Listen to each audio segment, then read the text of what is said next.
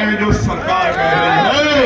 असली टीवी अखबार तो ये गरीब खाटी पत्रकारिता करने वाले बहुजन मीडिया के लोग जो कहता हूँ उसी बात को दिखाते हैं, वरना बहुत जगह तो मैं कहता कुछ भैया साइड हटो इधर।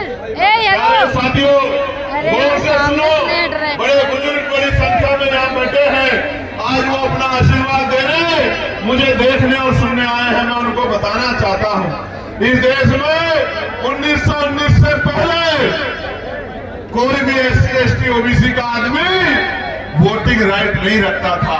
और आपको जान के अचरज होगा, सिर्फ SC/ST OBC का नहीं, इस देश में किसी भी जाति धर्म की महिलाएं वोट का अधिकार नहीं रखती थी। फिर इस देश में सवाल खड़े हुए, मॉन्टेगो चेम्बो सुधार समिति बनी। सुधार समिति के सामने कई विषय रखे गए कि नए वोटर को शामिल किया जाए। नए वोटर कौन? वो जो लगान देते हैं, वो जो बहुत पढ़े लिखे हैं, वो जो बहुत पैसे वाले हैं, वो जो बहुत बड़े उद्योगपति हैं, वो जो राजा महाराजाओं के परिवार से आते हैं। और कुल मिला के 1919 से पहले 3% लोग वोट करते थे। कितने परसेंट लोग? जोर से बताओ, आवाज जानी चाहिए। कन्नौज तक नहीं, लखनऊ तक नहीं जा रही है, जोर से बताओ पहले कितने परसेंट लोग? 3% लोग।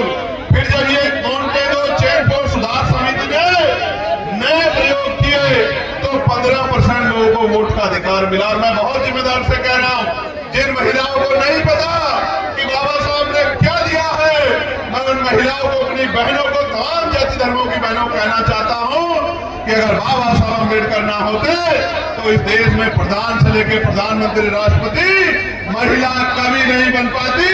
मैं चैलेंज करके, ऐलान करके कहता हूं, आप डिबेट करो जिसको जानकारी नहीं है। तो बाबा साहब अम्बेडकर ने क्या किया?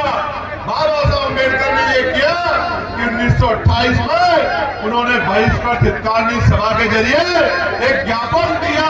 ऐसा ज्ञापन जैसा ज्ञापन आप जिलाधिकारी को देते हो, मुख्यमंत्री को देते हो, राज्यपाल को देते हो, राष्ट्रपति जी को देते हो, ऐसा ज्ञापन दिया। और उसमें कहा कि ये कैसा लोकतंत्र है जिसमें गरीब, दबे, कुचले, महिलाएं, दलित, पिछड़े, आदिवासी वोट ही नहीं कर सकते। और जो वोट ही नहीं कर सकता वो चुनाव कैसे लड़ सकता है? इसी बात को समझ लो भाई। अगर आप में से कोई वोटर नहीं है तो क्या वो भारत का कोई भी चुनाव लड़ सकता है? लड़ सकता है? जब तक आप वोटर नहीं बनोगे, जो मानक है उनको पूरा नहीं करोगे, एज के मानकों को, तब तक आप चुनाव नहीं लड़ सकते हो। इसलिए बाबा साहब अम्बेडकर ने फिर गोलमेज कॉन्फ्रेंस से पहले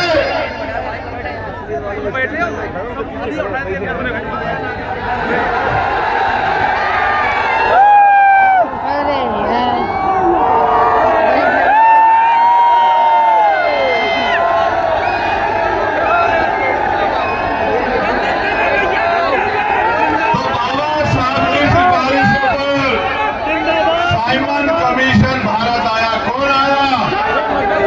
कौन आया? Simon commission. साइमन कमीशन कौन था? साइमन कमीशन एक कमीशन था, एक कमेटी थी जो दलित, पिछड़ों, आदिवासियों के हालात जानने के लिए भारत आई।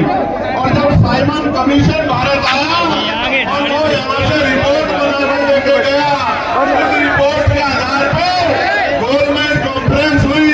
और 3 बार गोलमेज कॉन्फ्रेंस में बाबा साहब अम्बेडकर आपको अधिकार दिलाने के लिए लड़ते रहे। और बाबा साहब अम्बेडकर की सिफारिशों के कारण इस देश में कमजोर वर्गों को भी वोट का अधिकार मिला। और ये भारत पहला ऐसा देश है जहां संविधान के लागू होने के साथ सार्वभौमिक मताधिकार यानी महिलाओं से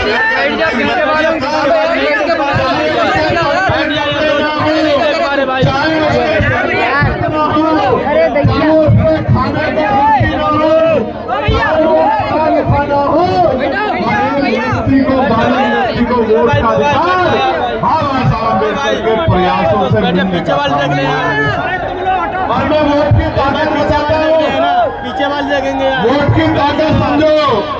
अगर ये वोट का अधिकार नहीं होता तो ये जो बड़े बड़े कुर्ते वाले, बड़ी बड़ी गाड़ियों वाले, बड़े बड़े खन्ना सेठ आपकी गलियों में आते हैं चुनाव के समय, आपके पैर पकड़ते हैं, आपके पैर छूते हैं, आपके घर का खाना खाते हैं, आपसे भाईचारा निभाते हैं, आपके घर में कुर्सियों पर बैठ के कहते हैं कि माँ मेरे सिर पे हाथ रख दो, चाची, भाभी, बुआ, ताई, दादी मेरे सर पे हाथ रख दो।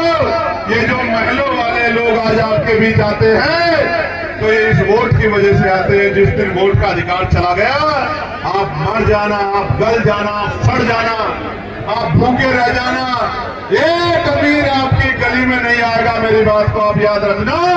एक वोट के रूप में हथियार, स्वाभिमान सम्मान का जीवन दिलाने के लिए हथियार बाबा साहब अम्बेडकर हमको दिला के बाबा साहब ने किसी की जमीन नहीं छीनी, बाबा साहब ने किसी का घर नहीं छीना, बाबा साहब ने किसी के रुपए नहीं छीने। आज भी इस देश में बाबा साहब अम्बेडकर की प्रतिमाएं तोड़ी जाती हैं। आज भी इस देश में फूले साहू की प्रतिमाएं तोड़ी जाती हैं। आज भी देश में बाबा साहब अम्बेडकर को अपमानित करने की कोशिश की जाती है। उसका एकमात्र कारण ये है कि बाबा साहब अपने बच्चों को नौकरी के लिए आगे गए, अपने बच्चों को